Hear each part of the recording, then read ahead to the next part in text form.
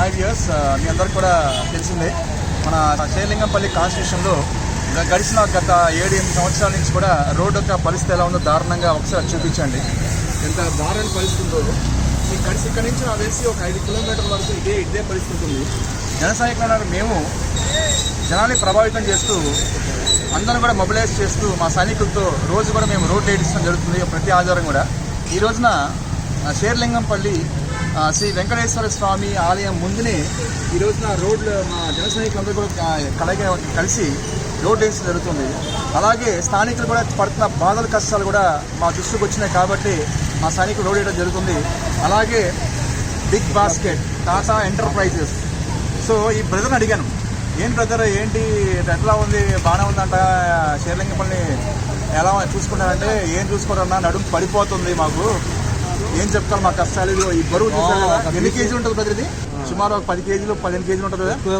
ఆ బరువు వేసుకొని రోడ్ల మీద ఇట్లా వెళ్తుంటే ఎలా ఉంటుందో ఒకసారి అర్థం చేసుకోండి. వాటర్ బాటిల్స్ ఉంటే ఇంకా ఎక్కువే ఉంటాయి. ఆ వాటర్ బాటిల్స్ ఎక్కువ ఉంటాయి. చిన్నపిల్లలు బ్యాగ్ తగ్గించుకుంటే ఎంత బరువు మనమే కన్సర్న్ చేస్తాం, ఎంత వాళ్ళు ఎలా అనుభవిస్తారని చెప్పేసి. పెద్దవాళ్ళగా ఇలా వేసుకుని రోడ్డు మీద వెళ్తుంటే నడుము నొప్పులు కొంతమంది పడిపోవటాలు. ఇందా రీసెంట్ చూసుకుంటే ఒక ఆటో కూడా కూరుకుపోయింది. యాక్చువల్ చెప్పాలంటే 2 లారీలు దిగబడిపోయినాయంట. అంటే సాక్ష్యం చెప్తున్నా, మేము కాదు, సాక్ష్యం అనమాట. బ్రదర్ నువ్వు కష్టపడితేనే కానీ నువ్వు అంతా చేసేదంతా కష్టపడి సంపాదించుకున్నావు. నువ్వు ఓటు వేసి ఎవరికి వేసావు నువ్వు ఎవరు చెప్పవు, కానీ మంచి జరుగుతుందని ఓటు వేసావు.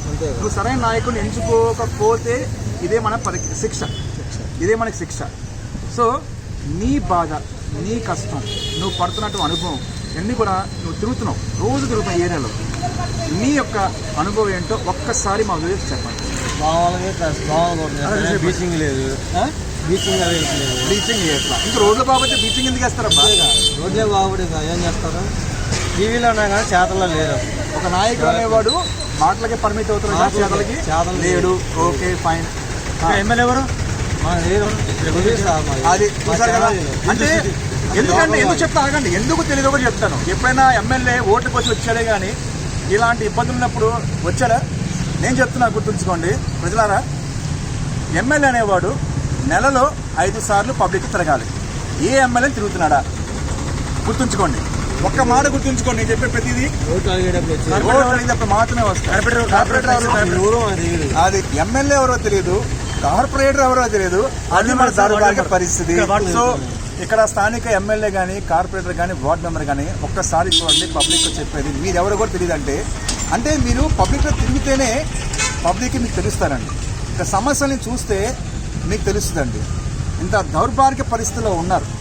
పాప ఈయన ఆవేదన చూడండి.